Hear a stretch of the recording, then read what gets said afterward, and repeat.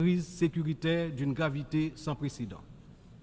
La montée en puissance des gangs armés, la violence généralisée, l'instabilité politique ont plongé la nation dans un état de vulnérabilité extrême. Les citoyens vivent dans la peur, incapables de circuler librement partout sur le territoire national, d'aller travailler ou d'envoyer leurs enfants à l'école sans risque, notamment dans la région métropole de Port-au-Prince, la capitale.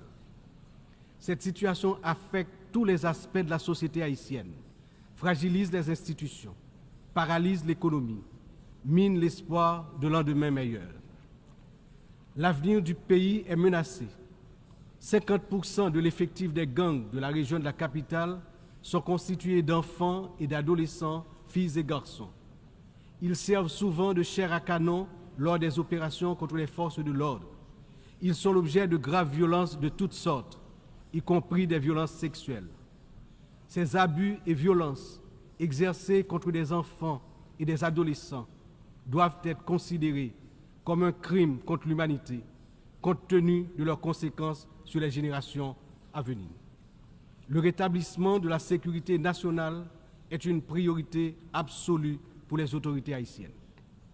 Elles sont pleinement engagées à mettre fin à cette spirale de violence et à restaurer l'ordre, afin de garantir à chaque citoyen, à chaque citoyenne, le droit fondamental à la sécurité. Elles sont conscientes que la paix et la stabilité sont les fondements indispensables pour permettre à Haïti de se redresser, de rétablir la confiance dans ses institutions, d'assurer le développement socio-économique du peuple. Dans cette optique, la décision du Conseil de sécurité d'autoriser le déploiement de la mission multinationale d'appui à la sécurité à travers la résolution 2699 a été une réponse directe aux appels du peuple haïtien. Cette mission, bien que n'étant pas une force onusienne classique, incarne l'engagement de la communauté internationale à soutenir Haïti dans sa lutte contre l'insécurité. J'exprime au nom du peuple haïtien ma profonde gratitude aux États contributeurs, notamment au Kenya, pour avoir accepté d'assumer le leadership de la mission, ainsi qu'à tous les pays qui ont apporté leur soutien.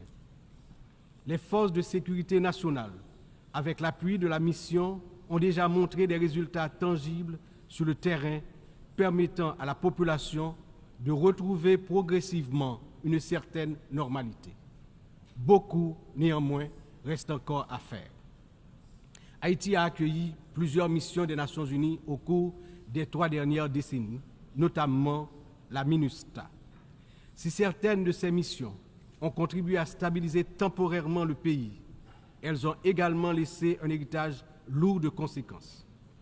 Des allégations de violations graves des droits humains, y compris des abus sexuels, ont ébranlé la confiance du peuple haïtien. L'absence de poursuite et de réparation pour les victimes a renforcé un sentiment d'impunité, minant ainsi les efforts de reconstruction.